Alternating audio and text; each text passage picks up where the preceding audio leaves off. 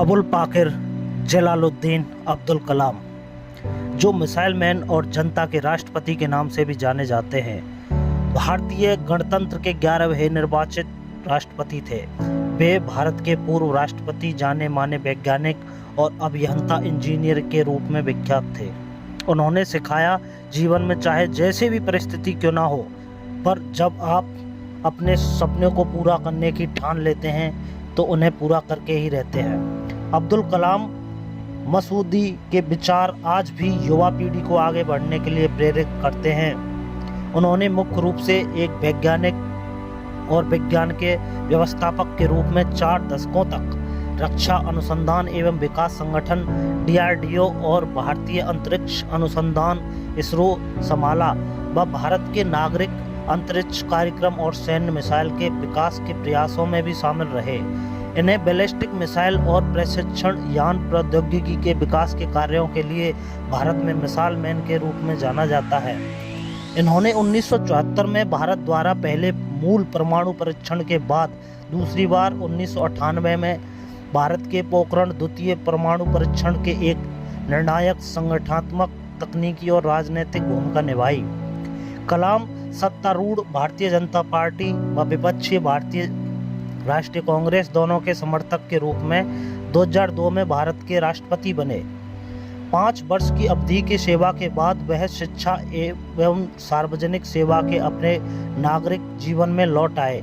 उन्होंने भारत रत्न के सर्वोच्च नागरिक सम्मान सहित कई प्रतिष्ठित पुरस्कारों से सम्मानित किया गया।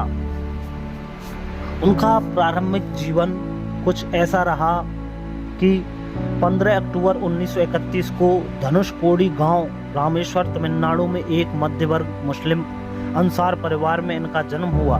इनके पिता जलालुद्दीन ना तो ज़्यादा पढ़े लिखे थे, ना पैसे वाले थे। इनके पिता मछुआरों को नाव किराए पर दिया करते थे। अब्दुल कलाम संयुक्त परिवार में रहते थे। परिवार की सदस्य संख्या का अनुमान इस बात से लगाया जा सकता है कि यह स्वयं 5 भाई एवं 5 बहन थे और घर में 3 परिवार रहते थे। अब्दुल कलाम के जीवन पर इनके पिता का बहुत प्रभाव रहा।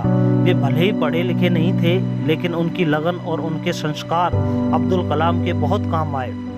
5 वर्ष की अवस्था में रामेश्वरम की पंचायत के प्राथमिक विद्यालय में उनका दीक्षा संस्कार हुआ। उनके शिक्षण इदायदुराव सोलोमन ने उन्होंने कहा कि जीवन में सफलता तथा अनुकूल परिणाम प्राप्त करने के लिए तीव्र इच्छा, आस्था, अपेक्षा, इन 3 शक्तियों को भलीभांति समझ लेना और उन पर प्रभाव स्थापित करना।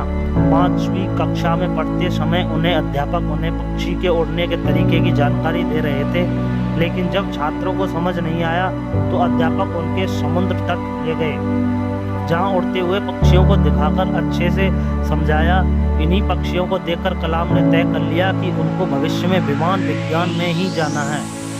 कलाम के गणित के अध्यापक सुबह ट्यूशन लेते थे, इसलिए वह सुबह 4 बजे गणित की ट्यूशन पढ़ने जाते थे। अब्दुल कलाम ने अपनी प्रारंभिक शिक्षा जारी रखने के लिए अखबार वितरित करने का कार्य भी किया। कलाम ने 1950 में मद्रास इंस्टीट्यूट ऑफ टेक्नोलॉजी से अंतरिक्ष विज्ञान में स्नातक की उपाधि प्राप्त की। स्नातक होने के बाद उन्होंने हावरक्राफ्ट परियोजना पर काम करने के लिए भारतीय रक्षा अनुसंधान एवं विकास संस्थान में प्रवेश किया। 1962 में वे भारतीय अंतरिक्ष अनुसंधान संगठन में आए, जहां उन्हें सफलतापूर्वक कई उपग्रह प्रशिक्षण परियोजनाओं में अपनी भूमिका निभाई।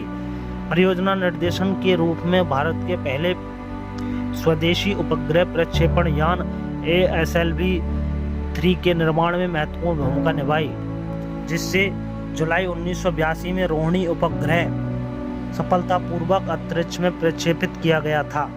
उनका निधन 27 जुलाई 2015 की शाम अब्दुल कलाम भारतीय व प्रबंधन संस्थान शिलोंग में रहने योग्य ग्रह पर एक व्याख्यान दे रहे थे, जब उन्हें जोरदार कार्डियक अरेस्ट, दिल का दौरा और बेहोश हो पड़े।